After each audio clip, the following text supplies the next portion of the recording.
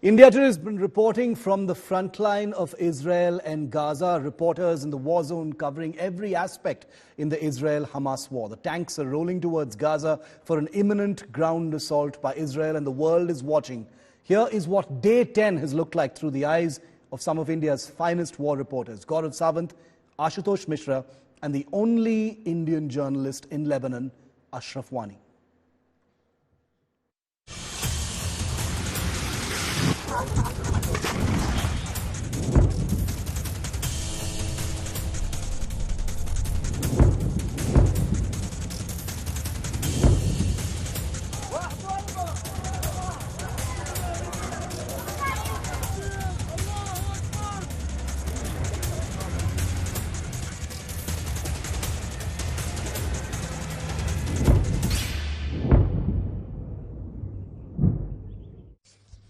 Air raid siren once again in Tel Aviv. Okay, nothing seen on the horizon, but cars have stopped. People are running towards an air raid shelter, and that alarm in the corner of the room tells people to move to safety as quickly as possible. So once again, Tel Aviv threatened by Hamas rockets. When you rush out of the room in an emergency, just make sure you pick up your passport and your mobile phone as you rush out.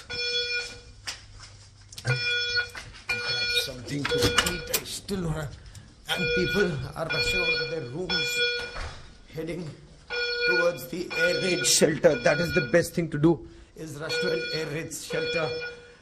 After you, sir. After you. So that's the air raid shelter, and that's where all the families are. So this is supposed to be a relatively safe place. All people have come to the staircase. People have come to the staircase because the staircase is relatively safe. ये जो आप सुन रहे हैं, अचानक से siren बजा है इस समय टेल अवीव शहर से थोड़ी सी दूरी पर, और अचानक से सायरन बजने के बाद ये देखिए, रात को जैसे दरअसल शहर सो जाता है तब खतरा बढ़ता है। मैं भी अपने कमरे में सो रहा था और अचानक ये देखिए सायरन की आवाज़ सुनाई दे रही है। पूरा शहर ये शांत है और इसका मतलब है कि अचानक से हमला होने वाला और कहीं ना कहीं से रॉकेट आने वाला है और ये खतरा लगातार बरकरार है। There is a mass movement that is taking place on both sides of the fence, very organized here in southern Israel where I can see it, and of course we are seeing images of what's coming from the Gaza side.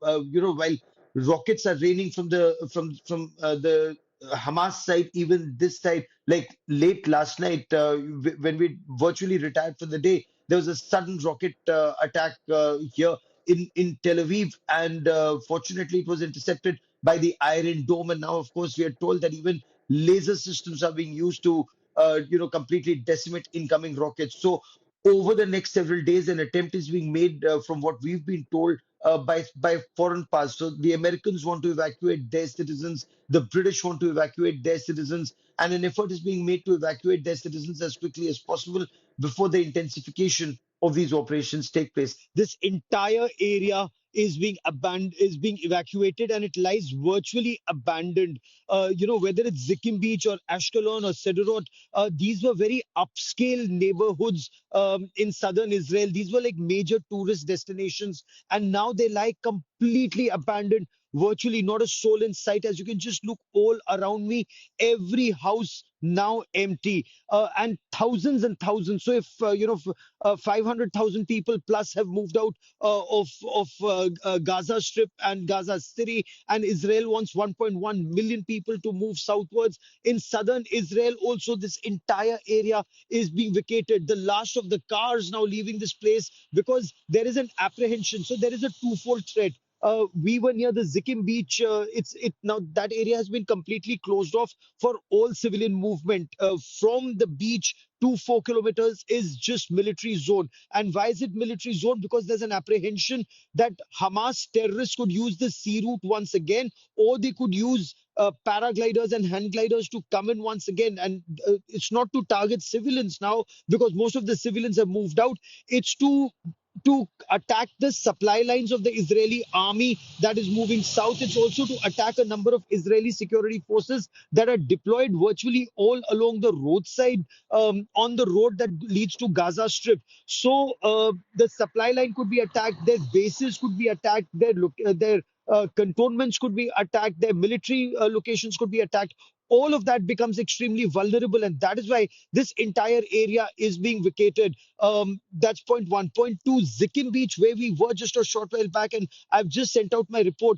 It's being patrolled extensively. So where you'd watch sunbathers taking advantage of the sun, the sea, the sand in this area, right now you have no sunbathers. You have men and women in camouflage fatigues with their weapons cocked. It's not even as if they're taking any chances. Armed to the teeth, 3-tier defenses have been set up.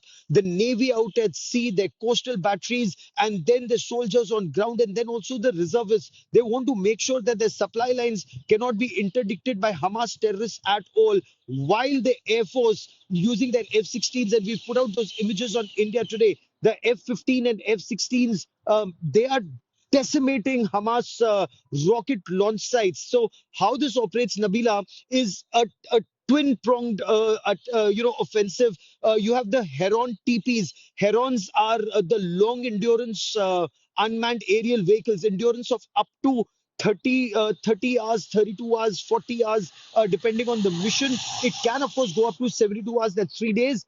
And they light up the target. They send that laser designator, the laser beam to the target after loitering around in that area, specifying that this is where the Hamas terrorists could be. And then the fighter jets come in, and using that laser, they bomb that building where the terrorists could be. So all of that is happening with military precision right now as Israel waits to launch the ground offensive. Okay, हम लोग इस समय यहाँ से भागकर जा रहे हैं. We are running away to safety because the rocket alert has been sounded.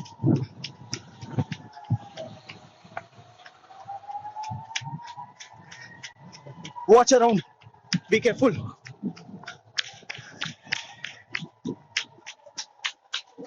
Aviv, oops. So we were here to do an interview, but suddenly there's a rocket alert and we have come to safety. While the Iron Dome is able to neutralize some rockets, but as they're we see, sending 12, 15 at a time. So one is full, most likely. what do people of Israel want, Sapir? We want peace, only peace. We want to live our life peace. We don't want war. We never attack by your own.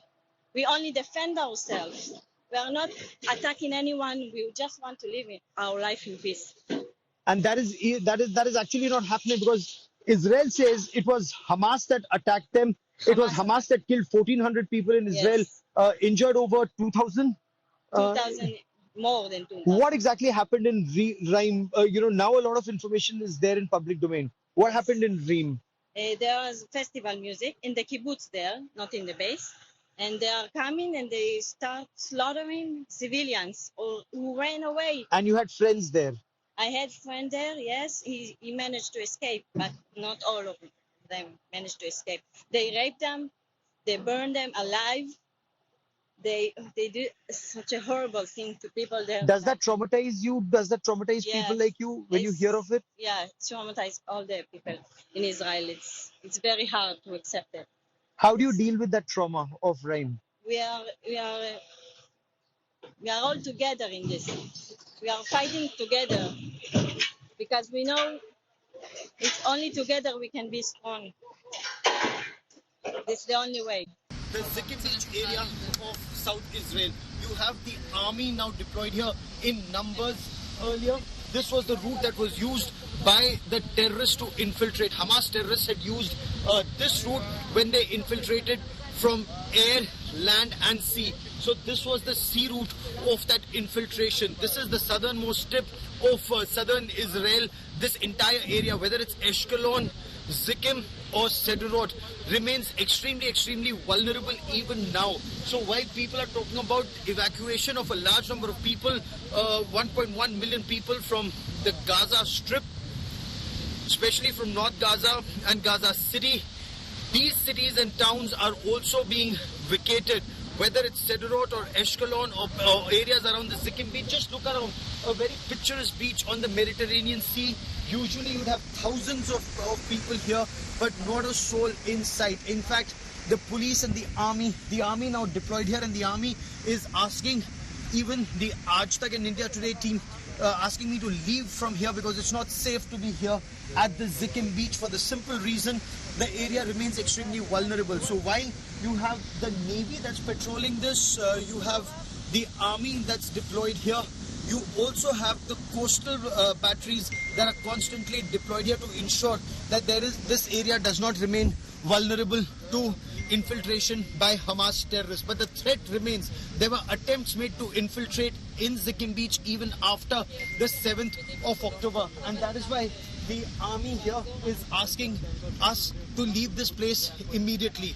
Clear and present danger. As thousands and thousands evacuate North Gaza, there are thousands who are also evacuating Sderot, Ashkelon and areas around the Zikkim beach, an area that remains extremely vulnerable to Hamas infiltration on ground and rocket attacks on top. Both continue in numbers here. An attempt to find peace, but preparation very clearly for war. Just look around me, where you'd see thousands of tourists, not a soul in sight.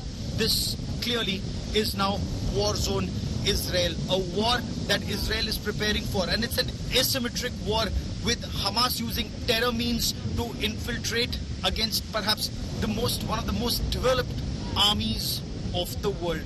Gaurav Sawant, between Zikkim beach and Ashkelon in southern Israel, for India Today.